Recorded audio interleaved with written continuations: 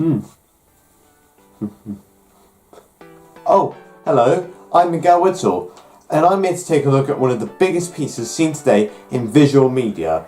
Whilst advertising has existed for years and there are a variety of types of advertising, we'll specifically be looking at TV adverts due to being the most creative and recent version of it.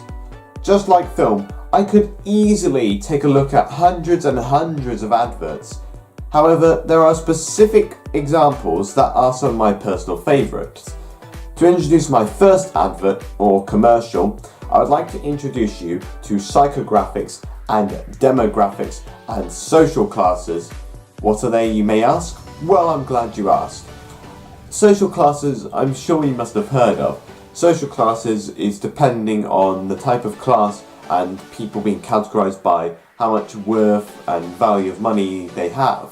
So perhaps if you have less money, you're in a lower class, whereas some people might be in upper middle class with the very rich. But you probably don't know what psychographics and demographics are. Well, audiences are classified by the following demographics: age, gender, income, level of education, and occupation.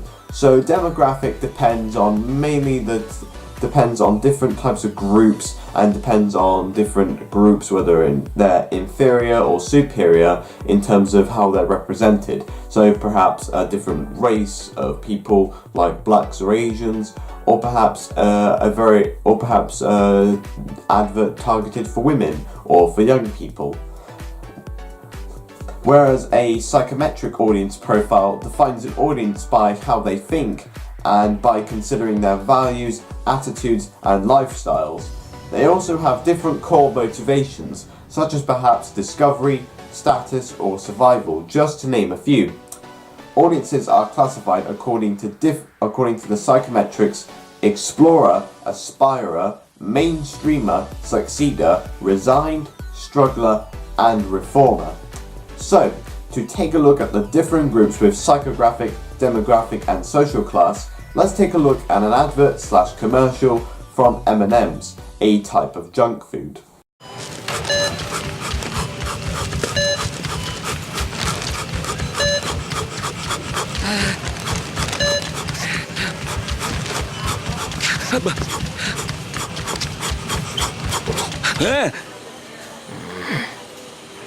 Do you need some help? M&M's, have them at your Super Bowl party. Hey, look, we're on the guest list. That's the menu. As this advert/commercial is made for the Super Bowl, it would therefore be for the mainstreamer, as the Super Bowl is part of the mass, as there is tons of money spent on the advertising for it. As well as that, I would definitely say that in terms of social class, because it's a Super Bowl, it would depend on probably a middle class family, a group of people that live a normal, well-stable life but aren't too rich nor too poor, as the Super Bowl is an event that is watched by millions, and it's not only through the stadium but also through the television as well. This advert gives us a clear idea of also the personalities of the red and yellow M&Ms. This is not only seen in other M&M's adverts, but also through other adverts such as Pepperami, which these are known as recurring characters. And these recurring characters are seen in adverts because it will help to make your product stand out. And as soon as it starts, it gives you exactly an idea on what the advert is about. And because there are recurring characters, the audience will recognise the product much more easily, and therefore it can sell much more better. Because it's a food product, this can easily appeal to a young, because it's a junk food product, it will therefore easily appeal to a young demographic, due to not only it being chocolate, something that they love, but the simple animated characters can be seen as very appealing to them, and very entertaining as well. The animated characters will then help kids to purchase the product, along with adults also finding it funny with the witty writing, creating a universal humour with the slapstick for kids and the dialogue for adults. The advert, however, is not just unique. It still follows the codes and conventions of a typical advert/commercial. Firstly is the location. Usually when it comes to a food product, adverts, it will take place in the location of a supermarket. This is usually to help familiarise the audience with the setting. Usually this is to help to be able to establish the relatable characters usually seen in these types of adverts. It's seen in also adverts where the location is in, it's also seen in adverts as well, the location being maybe a house. Both of them are to either give information or to have a funny situation. Another code and convention is that the comedy is fast-paced and has one situation. In adverts that are comedic like this one, they need to be fast-paced as adverts are only 30 seconds, so therefore they needed to either quickly throw a number of jokes or quickly get to the punchline. The comedy, however, can make the advert rewatchable sometimes, with stuff in the background to add detail to something that is, at the core, persuading people to just buy a product. However, despite the number of jokes, the situation and plot of an advert is very much simple and set around one area. This is most likely not to confuse audiences, as even if it's a comedic one, they might give information as to what the product is, or most of the budget may have been spent on the animated characters. Or for a young audience, or those who may not have heard about the product, there needs to be an advert that catches their eye, but also doesn't confuse them so they might feel unsure about buying the product. The use of ongoing characters and celebrities is part of Donald Gunn's 12 types of advertising, which links to also codes and conventions, in that it looks examples of what is seen throughout a variety of adverts. Another example of one of the types of advertising is showing the need or problem. This is usually when someone is usually in their house and has a problem that they believe they can't solve, until someone comes along and presents them with the product that's being advertised. This is always done to wow and make them want to purchase, as it stands out from the others by telling you information that has been told in other adverts for other products. This is usually seen in cleaning products, such as this one for Calgon, a product that helps clean washing machines. Ever had to cope without your washing machine? I came down and there it was, broken, water everywhere. In no time the laundry piled up. An engineer said it was caused by limescale damage. He recommended Calgon to help prevent the limescale buildup. It dissolves a lot faster than some of the cheaper ones. Unique Express Ball technology makes it the fastest dissolving tablet you can buy. This helps keep your washing machine working at its best. Now Calgon goes in every wash. This advert clearly links to the format of showing the need or problem from Donald Gunn's 12 types of advertising by making it clear that something is not going well, such as a broken washing machine. Similar to the M&M's advert, this has a sense of relatability by having a problem that the audience can easily relate to, so the audience starts to catch the attention of the advert and will probably want to purchase the product as it helps solve the situation that they are in. Then someone comes in to save the day by giving the character who has the problem and is given the product that is being advertised. Then there is a narration discussing why it is better than other products by having also a side-by-side comparison as well, and explaining with statistics that it's faster than other products that do the same thing. Along with that, the advert also happens to have at the end a recommendation by other companies that sell the product. Due to that language and what the product is, the demographic that this advert was made for is for adults, as for kids and teens, they would not be interested nor concerned with cleaning the product, with cleaning their clothes. The youngest demographic would have to be those who are having a flat or in university, so there is a variety of demographics, so it doesn't depend on gender, even though the person who is in the advert is a woman. So therefore, the social class will be mixed, similar to how the demographic will be mixed, but most likely lower mid-class due to the cost not being too expensive, as a washing machine is guaranteed to appear in any living area, so all you need to purchase is the cleaning product, which wouldn't cost you much. Like the previous advert, the psychographic would probably be for the Succeeder, as they like tried and trusted brand. This psychographic for this one, it would probably be for the Succeeder, as they like tried and trusted brands that are value for money, along with a brand choice based on reward, prestige, the very best.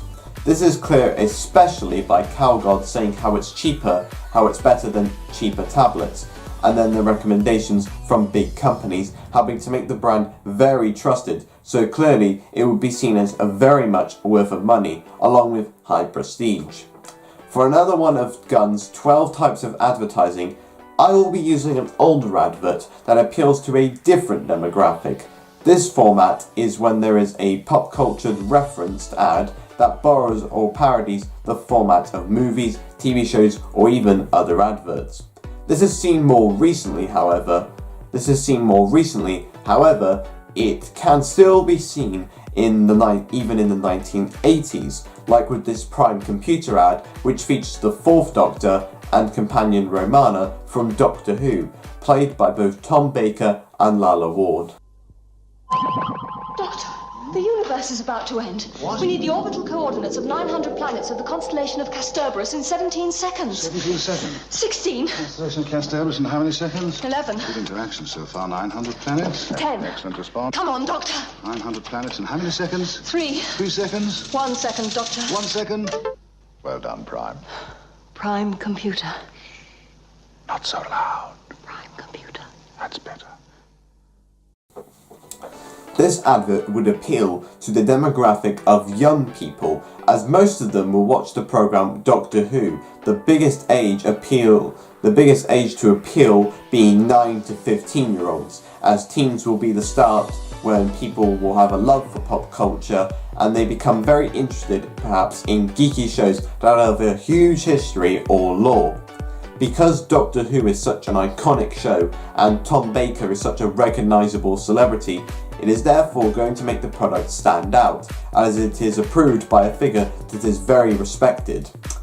Due to the show being referenced along with the product being sold, this will most likely appeal to the middle class, as one of the jobs in that social class is in the creative industry, such as graphic designers. Seeing how I discussed how this advert will most likely appeal to a young audience, it will therefore be for the psychographic of the Explorer, as they will always be trying new brands, and Prime Computers had, during the time of the advert, not even been 10 years old, and that also Doctor Who will be one of the first shows that they'll have most likely heard of and recognise. It's most likely for this advert to be associated with this particular group.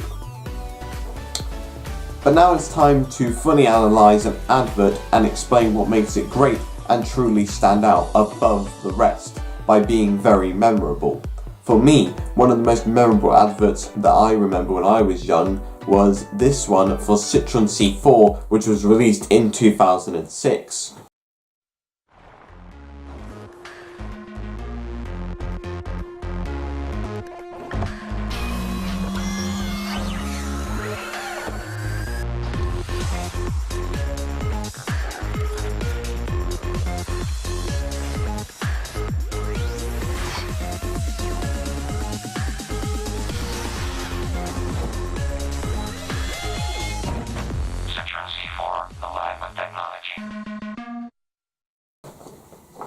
Well, easily at the beginning, it immediately shows a code and convention. At the beginning of most adverts, it starts out very calm with little to no action. This is to help make the audience get prepared with the setting, and that the product slowly builds up to something great. Another coded convention is the use of colours, linking with the product and tone of the advert. The advert has a mixture of low saturation with the clouds and the colour of the car, which links symbolically to the vision of the typical vision of the future as very bleak and depressing, due to the advert style being very futuristic, and therefore it links to the negative colours as they make a very dark look to the advert. Meanwhile, there is also a highly saturated colour with the bright snow linking to another idea of a very bright future, with the amount of almost impossible ideas like flying cars becoming more possible, and it's seen more evident in this advert of a bright future when the car transforms into a robot, something that may seem impossible for now, but we're slowly going to get there. Then another coding convention appears once the robot transforms.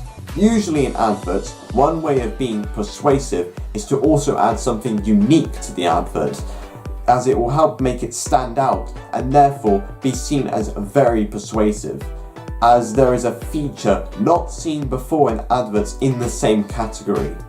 As well as that, another way this advert can be seen as persuasive is down to how strange it is. Another code convention, usually in many adverts, especially for car adverts, is to make the audience equally intrigued as well as confused. The strangeness of adverts is also to link with the uniqueness of the advert, as it will stand out by being talked about more by the public.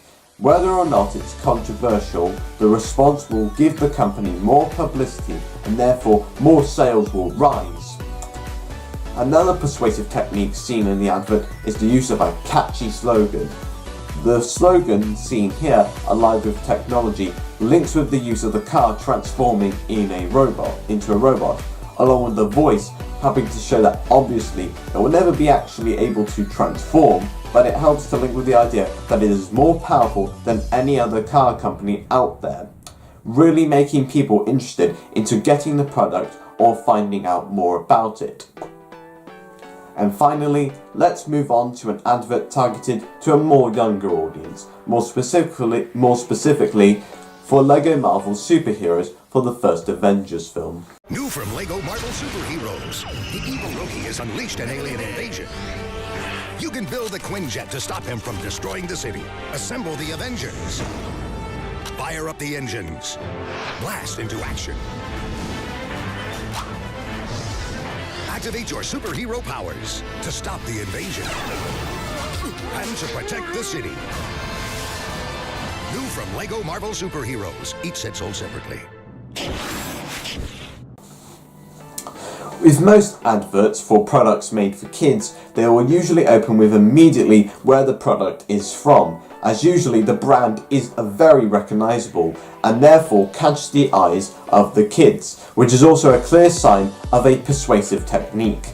As well as that, another use of persuasive technique seen in this advert is with the first word being new. Kids are always constantly wanting the latest thing because to their minds, new will always equal better, as it's always meant to be seen as improvements.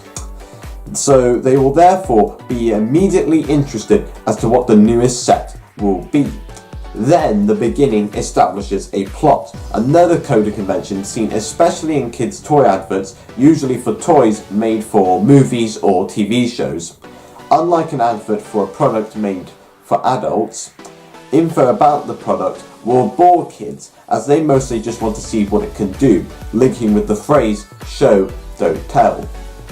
The plot also happens to have this persuasive technique seen in most LEGO adverts, where it includes the viewer as saving the plot with "you can build the Quinjet," as you yourself are building the LEGO sets and helping to create your own ideas and plot yourself.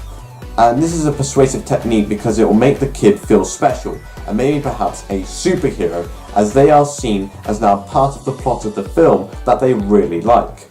Along with Assemble the Avengers being a way for LEGO to tell the kids to collect all the sets, as kids will usually want anything to get that they like. This is seen more recently because with Avengers Infinity War, you have to collect all the sets to get all the Infinity Stones. So once again, it's another persuasive technique that continues on. Similar to the first advert,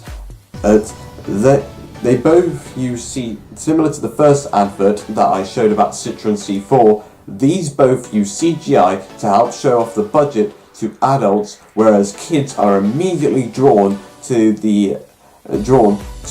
their attention to CGI because of how appealing it looks to them. They both also happen to advertise vehicles that are the latest. However, this one is more fast-paced as kids have a shorter attention span, and it is for a product that is made for fun and not for a person's daily life. But they have various similarities and they both work really well at persuading audiences to help perhaps want to purchase the product, and they can both intrigue kids at the same time. But that's all I've got for industry guides to advertising. Thank you for watching, and I hope you enjoyed it and hope you have been more informed about what makes an advert truly stand out and what makes the best of the best. But let me know in the comments what you personally think. What do you personally believe what makes your personal favourite adverts and what makes them stand out? But thanks for watching. I'll see you next time.